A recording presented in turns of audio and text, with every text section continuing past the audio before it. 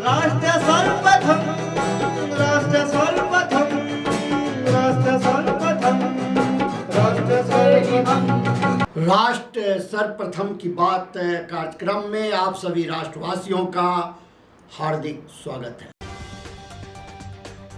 संसद के मॉनसून सत्र के दौरान दोनों ही सदनों लोकसभा और राज्यसभा में विपक्ष ने जमकर हंगामा किया। संसद के निचले सदन में विपक्ष का बर्ताव आक्रामक होने की वजह से उन्हें लोकसभा अध्यक्ष ओम बिरला ने फटकार लगाई। विपक्षी गठबंधन इंडिया के नेताओं ने मुख्य चुनाव आयुक्त ज्ञानेश कुमार के खिलाफ महाभियोग प्रस्ताव लाने का विचार करने के लिए बैठक की। राजधानी में डेंगू के मामले लगातार बढ़ रहे हैं। स्वास्थ्य विभाग की ताजा रिपोर्ट के अनुसार इस साल अब तक डेंगू के 315 मामले दर्ज किए जा चुके हैं और प्रति सप्ताह 20 से अधिक नए मामले सामने आ रहे हैं। भाजपा के नेतृत्व वाली राष्ट्रीय जनतांत्रिक गठबंधन द्वारा आगामी उपराष्ट्रपति चुनाव के लिए महाराष्ट्र के राज्यपाल सीपी राधाकृष्णन को अपना उम्मीदवार घोषित किए जाने के बाद डीएमके ने सुझाव दिया है कि इंडिया ब्लॉक उनके खिलाफ तमिलनाडु से एक उम्मीदवार उतारे। मराठवाड़ा के कुछ हिस्सों में पिछले कुछ घंटों से हो रही भारी बारिश ने चिंताजनक स्थिति पैदा कर दी। नांदेड़ के मुखेड़ तालुका में रात बादल फटने से हुई बारिश के कारण 6 गांव पानी में डूब गए। केंद्रीय संसदीय कार्य मंत्री किरेन रिजिजू ने कांग्रेस और अन्य विपक्षी दलों से चुनाव आयोग से जुड़े मुद्दों पर संसद में व्यवधान पैदा करने से बचने का आह्वान किया। जन विश्वास विधेयक 2025 को विस्तृत विचार विमर्श के लिए लोकसभा की प्रवर समिति को सौंप दिया गया। एनडीए के उपराष्ट्रपति पद के उम्मीदवार और महाराष्ट्र के राज्यपाल सीपी राधाकृष्णन दिल्ली पहुंच गए हैं। एयरपोर्ट पर उनका जोरदार स्वागत किया गया। 1946 के कलकत्ता दंगे के समय हिंदुओं की रक्षा करने में महत्वपूर्ण भूमिका निभाने वाले गोपाल मुखर्जी उर्फ गोपाल पाठा के परिवार ने फिल्म द बंगाल फाइल्स के निर्देशक विवेक अग्निहोत्री के खिलाफ एफआईआर दर्ज कराई है। देश के कई हिस्सों में मॉनसून का असर देखने को मिल रहा है। दिल्ली एनसीआर समेत आसपास के हिस्सों में लगातार बारिश जारी है। चुनाव आयोग को लेकर विपक्ष ने प्रेस वार्ता की। कांग्रेस नेता गौरव गोगोई ने मीडिया से कहा कि वोट देने का अधिकार संविधान द्वारा प्रदत्त सबसे अहम अधिकार है और हर नागरिक के पास इसे सुरक्षित रखने की जिम्मेदारी है। उन्होंने आरोप लगाया कि कई राजनीतिक दल चुनाव आयोग से सवाल कर रहे हैं, लेकिन आयोग जवाब देने से बच रहा है। गोगोई ने कहा कि आयोग ने प्रेस वार्ता तो की, लेकिन विपक्ष के प्रश्नों को नजरअंदाज करते हुए उल्टा राजनीतिक दलों पर सवाल खड़े किए। आज का जो विषय है वो बहुत ही महत्वपूर्ण है। जो वोट देने का अधिकार है वो संविधान में उल्लेखित सबसे महत्वपूर्ण अधिकार है जो एक आम नागरिक के पास होता है। और अगर हमारी लोकतंत्र जीवित है तो वो सिर्फ इस आम नागरिक के वोट देने के अधिकार पर निर्भर है। इस अधिकार का संरक्षक केंद्र चुनाव आयोग है, जो एक संवैधानिक संस्था है। लेकिन हम देख रहे हैं कि जिस प्रकार से कई महत्वपूर्ण सवाल भारत के विभिन्न राजनीतिक दल केंद्रीय निर्वाचन आयोग से पूछ रहे हैं, उन सवालों का उत्तर केंद्रीय निर्वाचन आयोग नहीं दे पा रहा और अपनी जिम्मेवारी से भागने की कोशिश कर रहा है। हाल में ही सुप्रीम कोर्ट का एक राय आया बिहार के एसआईआर के संदर्भ में। उस राय में केंद्रीय चुनाव आयोग ने जितने भी बात रखे, सारे महत्वपूर्ण बातों को सुप्रीम कोर्ट ने नकारा। इसके बावजूद भी कल जो प्रेस वार्तालाप हमने देखा चीफ इलेक्शन कमिश्नर का, जिसमें उनको अपने चुनाव आयोग की कमजोरियां बतानी थी और विपक्ष के जायज सवालों का उत्तर देना था। उत्तर देने के बावजूद या उत्तर देने के विपरीत उन्होंने कल अपने प्रेस वार्तालाप में राजनीतिक दलों पर सवाल उठाया और एक प्रकार से राजनीतिक दलों पर आक्रमण किया। जबकि बेहतर यह होता कि वे ये बताते कि ये एसआईआर प्रोसेस इतनी हड़बड़ी में, इतनी जल्दबाजी में क्यों कर रहे हैं, जब बिहार में निर्वाचन सिर्फ 3 महीने बाद है। बिना विभिन्न विपक्षी दलों के साथ चर्चा किए हुए क्यों केंद्र चुनाव आयोग हड़बड़ी में एसआईआर वहां पर इंप्लीमेंट कर रही है, इस प्रश्न को लेकर वो मौन थे। वे मौन थे कि किस प्रकार से महाराष्ट्र में लोकसभा और विधानसभा चुनाव के बीच में लगभग 70 लाख नए वोटर किस प्रकार से वोटर तालिका में आए, वे इस प्रश्न पे मौन थे। वे इस प्रश्न पे मौन थे कि क्यों केंद्र चुनाव आयोग ने यह निर्णय लिया कि पोलिंग बूथ पर जो सीसीटीवी फुटेज कैप्चर होता है वो 45 डेज के बाद उसको डिलीट किया जाएगा। क्यों वे मौन थे इस बात पर, जो बात राहुल गांधी जी ने उठाई कि लगभग 1 लाख फर्जी वोटर उनको महादेवपुरा में मिले। वो ये नहीं बता पाए कि किस प्रकार से machine readable electoral vote privacy का उल्लंघन है। वे ये बात नहीं बता पाए क्यों वो सुप्रीम कोर्ट की जो मंशा थी कि 65 लाख वोटर्स किस प्रकार से डिलीट हुए, उसका कारण एक सर्चेबल फॉर्मेट में दें, ये इस बात का विरोध क्यों कर रहे थे। क्यों आखिर वे आधार एक वोटर आइडेंटिटी के प्रमाण के खिलाफ थे। पहले तो उन्होंने एक प्रेस नोट के द्वारा बहुत से सवालों का उत्तर देने की कोशिश की। जब उस प्रेस नोट को पूरी तरीके से देश ने नकारा तो कल उन्होंने प्रेस वार्तालाप की।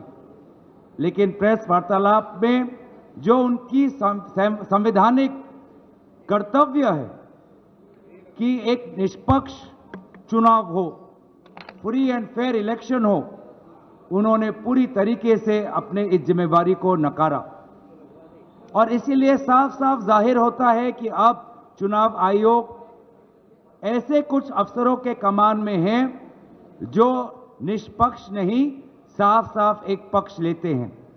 जनपद गोरखपुर में आज ग्रीन हाइड्रोजन उत्पादन एवं सम्मिश्रण सुविधा का शुभारंभ किया गया। इस अवसर पर मुख्यमंत्री योगी आदित्यनाथ भी मौजूद रहे। कार्यक्रम को संबोधित करते हुए मुख्यमंत्री ने कहा कि पर्यावरण संरक्षण और आने वाले समय में गंभीर बीमारियों से बचाव के लिए ग्रीन एनर्जी की अहम भूमिका होगी। उन्होंने बताया कि उत्तर प्रदेश का पहला और देश का दूसरा ग्रीन हाइड्रोजन उत्पादन प्लांट लगाया गया है। मुख्यमंत्री ने कहा कि प्रधानमंत्री मोदी ने दुनिया के सामने स्पष्ट किया है कि यदि जीवन और सृष्टि को बचाना है तो कार्बन उत्सर्जन को न्यूनतम स्तर तक लाना होगा। वहीं मुख्यमंत्री ने विश्वास जताया कि यह प्लांट रिसर्च और इनोवेशन के साथ युवाओं को जोड़कर उनके लिए प्रगति के नए अवसर खोलेगा। टोरंट समूह के इस ग्रीन हाइड्रोजन प्लांट के उद्घाटन कार्यक्रम के अवसर पर मैं टोरंट ग्रुप के साथ ही गोरखपुर वासियों को और पूर्वी उत्तर प्रदेश वासियों को हृदय से बधाई देता हूं।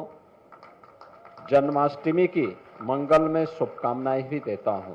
पर्यावरण की रक्षा के लिए और आने वाले समय में तमाम प्रकार की गंभीर बीमारियों से बचाव करने में जो एक बड़ी भूमिका होने जा रही है ग्रीन एनर्जी की, यानी प्रदूषण से मुक्त ऊर्जा की, उस दृष्टि से यह एक नया प्रयास प्रारंभ हुआ है और ये उत्तर प्रदेश का तो पहला प्लांट है ही, देश का नंबर 2 प्लांट है जो आज गोरखपुर में शुभारंभ होने जा रहा है। आदरणीय प्रधानमंत्री जी की प्रेरणा से आज जब इसका यहां पर उद्घाटन हो रहा है, प्रधानमंत्री जी ने देशवासियों के सामने, दुनिया के नागरिकों के सामने इस बात के लिए चिंता व्यक्त की थी कि अगर जीव सृष्टि को बचाना है, मानव सभ्यता को बचाना है, तो हमें नेट जीरो की तरफ जाना होगा। कार्बन उत्सर्जन को न्यूनतम लाना होगा। कार्बन उत्सर्जन उस हर कार्य से होता है जिससे प्रदूषण पैदा होता है। जैसे आपने देखा होगा, एक व्यवस्थित तरीके से पहले आप घरों में भोजन लकड़ी से, कोयले से बनाते थे। प्रधानमंत्री मोदी जी के आने के बाद उन्होंने उज्ज्वला योजना के माध्यम से हर परिवार को फ्री में रसोई गैस के कनेक्शन उपलब्ध करवाए। देश के अंदर 10 करोड़ से अधिक परिवारों को फ्री में रसोई गैस के कनेक्शन वितरित हुए और 10 करोड़ लोगों को वितरित होने के साथ ही याद करिए, इन 10 करोड़ परिवारों के साथ ही पहले से जिन लोगों को कनेक्शन मिले थे, इन सब परिवारों के लिए ऊर्जा का एक बेहतरीन माध्यम मिला, जिसमें लंग्स खराब होने की, यानी फेफड़े खराब होने की, ट्यूबरक्लोसिस से बचाव की, नेत्र ज्योति को बचाने का और उसके कारण होने वाली तमाम अन्य बीमारियों को बचाने की एक शुद्ध मंशा थी। स्वतंत्रता दिवस के अवसर पर लाल किले से जो भाषण दिया था, उसमें उन्होंने उज्ज्वला योजना के अगले फेज के लिए भी एक बड़ी धनराशि की घोषणा की कि इस राशि से लोगों के जीवन में व्यापक परिवर्तन करने के लिए रसोई गैस के दाम को नियंत्रित करने और लोग कोयला, लकड़ी, केरोसिन इनकी बजाय स्वस्थ ऊर्जा का उपयोग कर सके। इसके लिए एलपीजी के कनेक्शन होंगे या पीएनजी की सुविधा होगी, जहां पे पाइप गैस की सुविधा आपके घर घर में मिलती है। इसकी सुविधा के माध्यम से आप रसोई गैस का उपयोग कर सकेंगे। ये सस्ती हो, इसके लिए एक बड़े पैकेज की घोषणा भी प्रधानमंत्री जी ने की और इसीलिए हमें इस संभावना की तरफ आगे बढ़ना होगा और उस संभावना को आगे बढ़ाने का काम किया है गोरखपुर में टोरंट ग्रुप ने। मैं जिनल मेहता जी को और उनकी पूरी टीम को इसके लिए हृदय से धन्यवाद दूंगा। आदरणीय प्रधानमंत्री जी को के प्रति उनके इस विजन के लिए हृदय से उनका आभार व्यक्त करता हूं और विश्वास व्यक्त करता हूं कि ये प्लांट आने वाले समय में इनोवेशन का, रिसर्च का और जो न्यू एज टेक्नोलॉजी के साथ जुड़ने वाले हमारे युवा हैं, उन युवाओं के लिए एक नए केंद्र और इनोवेशन के एक नए केंद्र के रूप में उनके जीवन को भी आगे बढ़ाने में मदद करेगा। मैं टोरंट ग्रुप को इस सौगात के लिए हृदय से धन्यवाद देता हूं। नरवाना में धन्यवाद एवं विकास रैली का आयोजन किया गया, जिसमें मुख्यमंत्री नायाब सैनी मौजूद रहे। इस मौके पर मुख्यमंत्री ने कहा कि प्रधानमंत्री नरेंद्र मोदी ने दिल्ली और हरियाणा को बड़ी सौगात दी है। उन्होंने बताया कि प्रधानमंत्री ने 11,000 करोड़ रुपए के विकास कार्यों का उद्घाटन कर प्रदेश की प्रगति को नई रफ्तार दी है। मुख्यमंत्री ने कहा कि प्रदेश की नॉन स्टॉप सरकार हरियाणा के समग्र विकास के साथ साथ नरवाना में विकास कार्यों को 3 गुना गति से आगे बढ़ा रही है। देश के यशस्वी प्रधानमंत्री, जिनके आशीर्वाद से हम गति से काम कर रहे हैं, उन्होंने बहुत बड़ी सौगात दिल्ली के साथ साथ हरियाणा को भी दी है। देश के यशस्वी प्रधानमंत्री नरेंद्र मोदी जी ने हरियाणा को 2 और 4 लेन, एक दिल्ली से एयरपोर्ट से लेकर के सोनीपत को जोड़ेगा और दूसरा दिल्ली एयरपोर्ट से लेकर के बहादुरगढ़ को जोड़ेगा। देश के यशस्वी प्रधानमंत्री जी ने आज विकास की गति को और तेज करते हुए 11,000 करोड़ रुपए के उद्घाटन किए हैं।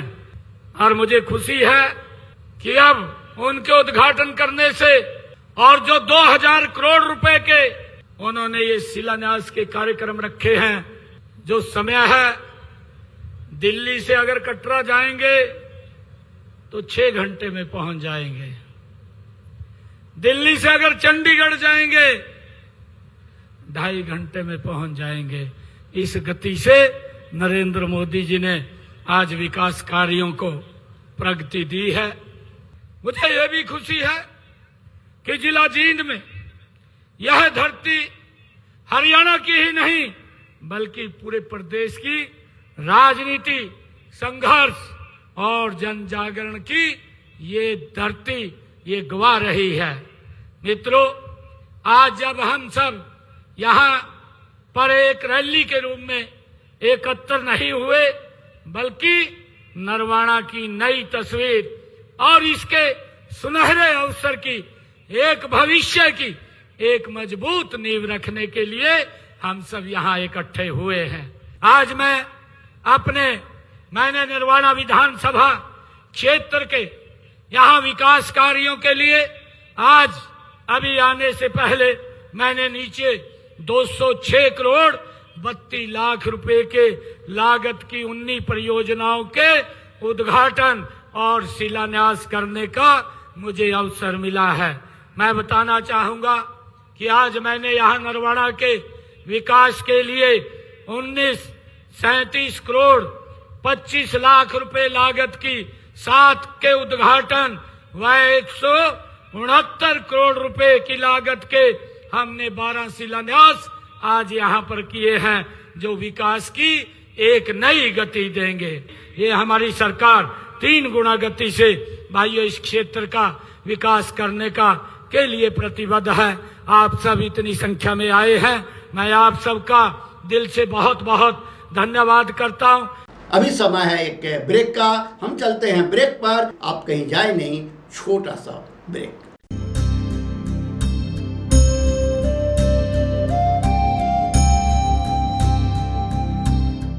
श्रेया फर्निशिंग लेकर आया है आपके लिए होम कलेक्शन, जिसमें आपको मिलता है अप holistic fabric, designer curtains, home and office decoratives, carpets and sofa cover कम से कम दाम में कीर्ति नगर में आपके लिए उपलब्ध है।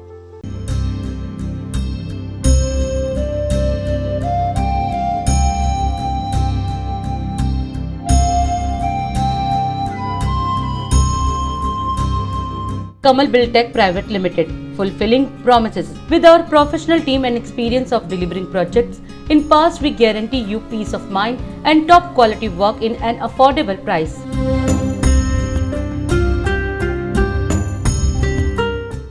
राष्ट्र सर्वप्रथम की बात कार्यक्रम में ब्रेक के बाद एक बार फिर आप सभी राष्ट्रवासियों का स्वागत है। आज इस्पात नगरी भिलाई के सुपेला में नवीन जिला भाजपा कार्यालय का लोकार्पण किया गया। कार्यक्रम में मुख्यमंत्री विष्णुदेव साय भी शामिल हुए। इस दौरान उन्होंने कहा कि भिलाई को आज 260 करोड़ रुपए की सौगात मिली है, जिसके लिए उन्होंने निगम क्षेत्रवासियों को बधाई दी। मुख्यमंत्री ने बताया कि प्रधानमंत्री के वादों को राज्य सरकार ने पूरा करने का काम किया है। उन्होंने कहा कि नया कार्यालय संगठन की शक्ति को और मजबूत करेगा तथा कार्यकर्ताओं के लिए ऊर्जा, उत्साह और समर्पण का केंद्र बनेगा। भिलाई की इस पावन भूमि में नगर पालिक निगम भिलाई के अंदर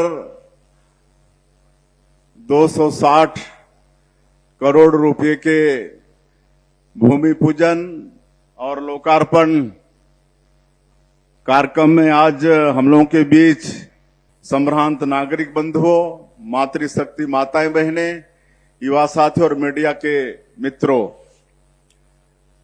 मैं आप सभी लोगों का सबसे पहले हृदय से अभिनंदन करता हूं, स्वागत करता हूं। और आज 260 करोड़ रुपए का सौगात नगर पालिक निगम भिलाई को मिला है। इसके लिए मैं सभी निगम के क्षेत्रवासियों को, निगम के वासियों को बहुत बहुत बधाई और शुभकामना देता हूं। और आप सबको मालूम है कि 2023 के विधानसभा के चुनाव में हमारी पार्टी ने, हमारे देश के यशस्वी प्रधानमंत्री जी ने, श्री नरेंद्र मोदी जी ने स्वयं आकर छत्तीसगढ़ के 3 करोड़ जनता से वादा किए थे कि भारतीय जनता पार्टी की सरकार बनेगी तो अमुक अमुक अमुक अमुक काम होगा, और उसको हम लोग सब लोग मोदी की गारंटी का नाम दिए थे। और मोदी की गारंटी मतलब पूरा होने की गारंटी। और आज मात्र 20 महीने में मोदी की गारंटी के अधिकांश काम हमारी सरकार ने, आपकी सरकार ने पूरी की है। चाहे वो 18 लाख प्रधानमंत्री आवास स्वीकृत करने की बात हो, या हमारे किसानों से किया हुआ वादा 21 क्विंटल प्रति एकड़ धान खरीदने की बात हो, या 3100 रुपया प्रति क्विंटल धान का कीमत देने की बात हो, या 2 साल का जो बकाया बोनस था 3716 करोड़ रुपया एक बार में दिए हैं। और 70 लाख से ज्यादा हमारी माता बहनों को महतारी बंधन योजना का हर महीना 1-1 हजार रुपया भेजने का काम करते हैं। 5.5 लाख से ज्यादा जो भूमिहीन कृषि मजदूर हैं उनको भी 10,000 रुपया देने का काम किए हैं। आज 1460 ग्राम पंचायत में अटल डिजिटल सेवा केंद्र के माध्यम से पंचायत में हम लोगों को सारा दस्तावेज प्रमाण पत्र वहां मुहैया करा रहे हैं। और इतना ही नहीं, उनको वहां पर बैंकिंग सुविधा भी दे रहे हैं। और अगले 6 महीना में 5000 पंचायतों को और अटल डिजिटल सेवा केंद्र से जोड़ने का काम करेंगे। और अगले साल का जो 24 अप्रैल जो पंचायती राज दिवस होगा, उस दिन तक जितने भी ग्राम पंचायत हैं छत्तीसगढ़ के अंदर में, हर ग्राम पंचायत में अटल डिजिटल सेवा केंद्र खुल जाएगा। तो हमारे उन लोगों को बैंक तक जाने की आवश्यकता भी नहीं पड़ेगी। सारा काम आप सब लोग देख रहे हैं। रामलला दर्शन योजना, अभी तक 22,000 से ज्यादा लोग इस योजना का लाभ ले चुके हैं। हमारे बूढ़े बुजुर्गों की भी इच्छा होती है कि अंतिम समय में कहीं तीर्थ व्रत कर लें, तो जो बीच में बंद हो गई थी योजना उसको फिर चालू किए हैं। हमारे 60 साल के ऊपर के बुजुर्ग इस योजना का लाभ लेंगे। और पूरे देश में 19 जगह जो तीर्थ है उसका चिन्हांकन किए हैं। 19 में जहां भी उनकी इच्छा होगी सरकार अपने खर्चे से उनको तीर्थ कराएगी। तो ये सारा विकास का काम छत्तीसगढ़ की सरकार, आप लोगों की सरकार कर रही है। और उसी तरह से पिछले नगरीय निकाय के चुनाव में हम लोगों ने अटल विश्वास पत्र जारी किया है। जिस तरह से मोदी की गारंटी के काम पूरे हो रहे हैं, उसी तरह से अटल विश्वास पत्र में भी हमारे नगरीय निकाय के हमारे निवासियों के साथ जो भी सरकार का वादा है वो भी वादा एक एक करके हमारी सरकार पूरा करेगी। ये मैं मुख्यमंत्री के नाते आप सब लोगों को आश्वस्त करता हूं। और मैं कई जगहों में हमारे नगरीय प्रशासन मंत्री के साथ निगम क्षेत्रों में गया। अभी तक 7,000-8,000 करोड़ से ज्यादा पूरे नगरीय निकाय क्षेत्रों में विकास के लिए राशि जा चुके हैं। और नगरीय निकाय के चुनाव में भी हम लोगों को जनता का भरपूर आशीर्वाद मिला है और विश्वास उन्होंने किया है। तो उनके विश्वास में भी हमारी सरकार पूरा खरा उतरने का प्रयास करेगी। देहरादून में चिकित्सा अधिकारियों का नियुक्ति पत्र वितरण समारोह आयोजित किया गया। इस अवसर पर मुख्यमंत्री पुष्कर सिंह धामी मुख्य सेवक सदन पहुंचे और 220 नवनियुक्त चिकित्सा अधिकारियों को नियुक्ति पत्र सौंपकर शुभकामना दी। इस अवसर पर मुख्यमंत्री ने कहा कि इन अधिकारियों की नियुक्ति से मेडिकल कॉलेजों और अस्पतालों में मरीज को त्वरित और बेहतरीन स्वास्थ्य सेवाएं उपलब्ध हो सकेंगी। उन्होंने कहा कि स्टाफ की कार्यक्षमता में भी उल्लेखनीय सुधार होगा। मुख्यमंत्री ने विश्वास जताया कि सभी अधिकारी निष्ठा, समर्पण और सेवा भाव से अपने कर्तव्यों का निर्वहन करेंगे और स्वस्थ व समृद्ध उत्तराखंड के संकल्प को साकार करने में अहम योगदान देंगे। चिकित्सा अधिकारियों के नियुक्ति पत्र वितरण समारोह में जिनको नियुक्ति पत्र प्राप्त हो रहे हैं उन सभी को मैं अपनी ओर से बहुत बधाई देता हूं, बहुत शुभकामनाएं देता हूं। आप सभी के उज्जवल भविष्य की कामना करता हूं। मुझे पूरा विश्वास है कि 220 चिकित्सा अधिकारियों की नियुक्ति के पश्चात हमारे मेडिकल कॉलेजों में मरीजों को त्वरित चिकित्सा सेवाएं उपलब्ध हो सकेंगी। साथ ही स्टाफ की कार्यक्षमता में भी उल्लेखनीय सुधार आएगा। मेरा मानना है कि एक सशक्त चिकित्सा तंत्र और प्रशिक्षित चिकित्सा अधिकारी किसी भी राज्य की चिकित्सा सेवाओं की रीढ़ होते हैं, जो आपात स्थितियों से लेकर सामान्य चिकित्सा सेवाओं की गुणवत्ता को भी सुनिश्चित करते हैं। साथियों, आप सभी को सौंपा जा रहा ये नियुक्ति पत्र मात्र सरकारी सेवा का अवसर नहीं है, बल्कि ये मानव सेवा के प्रति आपका समर्पण और आपके संकल्प का प्रतीक भी है। इस कार्य में चिकित्सकीय ज्ञान के साथ साथ मरीजों के प्रति गहरी सहानुभूति, धैर्य और सेवा भावना भी आवश्यक होती है, क्योंकि अब आप मात्र एक डॉक्टर नहीं हैं, बल्कि देवभूमि के आरोग्य प्रहरी भी हैं। सभी को आरोग्य देना आप सबके जीवन का संकल्प होना चाहिए। मुझे पूरा विश्वास है कि आप सभी पूर्ण निष्ठा के साथ, समर्पण के साथ, पूरी संवेदनशीलता के साथ अपने दायित्वों का निर्वहन करेंगे और प्रदेश की स्वास्थ्य सेवाओं को एक नई ऊंचाई प्रदान करने में महत्वपूर्ण भूमिका निभाएंगे। भाइयों बहनों, आदरणीय प्रधानमंत्री श्री नरेंद्र मोदी जी के मार्गदर्शन में हमारी सरकार स्वास्थ्य सेवाओं के विस्तार और सुदृढ़ीकरण के लिए निरंतर प्रयास कर रही है और हमारी संस्कृति मानती है कि स्वस्थ शरीर जीवन का मुख्य ध्येय होना चाहिए। हमारे उत्तराखंड के लोक कवि गुमानी पंत जी ने लिखा है कि प्रथम देह को जतन कर लो, प्रथम देह को जतन कर लो, फिर साधना होली। यानी अर्थात सर्वप्रथम शरीर का ध्यान रखें, तभी कोई भी काम ठीक प्रकार से हो सकता है। इसी मूल मंत्र को ध्यान में रखकर हमारी सरकार प्रदेश में जन स्वास्थ्य के बुनियादी ढांचों को सशक्त बनाने पर अपना ध्यान केंद्रित हमने किया है। हमारा प्रयास है कि राज्य के प्रत्येक नागरिक को गुणवत्तापूर्ण चिकित्सा सुविधाएं सस्ती दरों पर आसानी से बिना किसी परेशानी के लोगों को प्राप्त कराई जा सके। इस क्रम में हमने आयुष्मान योजना के अंतर्गत अब तक करीब लगभग 60 लाख आयुष्मान कार्ड वितरित किए हैं, जिसके माध्यम से प्रदेश के लगभग 11 लाख से भी अधिक मरीजों का 2100 करोड़ रुपए से भी अधिक के कैशलेस उपचार का भी अभी तक लाभ प्राप्त हो चुका है। इसके अतिरिक्त हम राज्य के प्रत्येक जिले में कम से कम एक मेडिकल कॉलेज स्थापित करने का प्रयास भी कर रहे हैं, ताकि सुदूरवर्ती क्षेत्रों को, सीमांत क्षेत्र के लोगों को, ग्रामीण क्षेत्र के लोगों को उनके जिले में ही आधुनिक स्वास्थ्य सुविधाएं सहज रूप से उपलब्ध हो सकें। इनमें से 5 मेडिकल कॉलेज पहले से ही संचालित किए जा चुके हैं, जबकि 2 अन्य मेडिकल कॉलेजों का निर्माण कार्य प्रगति पर है।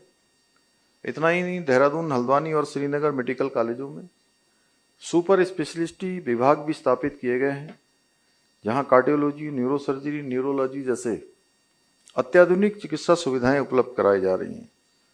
साथ ही हल्द्वानी में राज्य के प्रथम आधुनिक कैंसर संस्थान का निर्माण कार्य भी प्रगति पर है।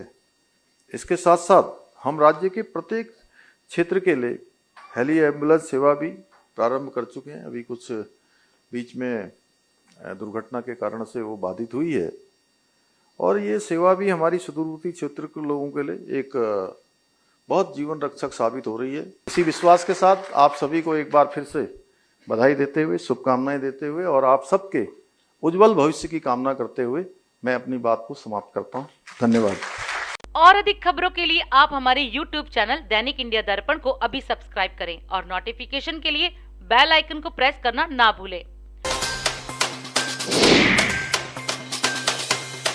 आज हम इस कार्यक्रम में आपसे विदा लेते हैं। आप अन्य खबरों के लिए बने रहे।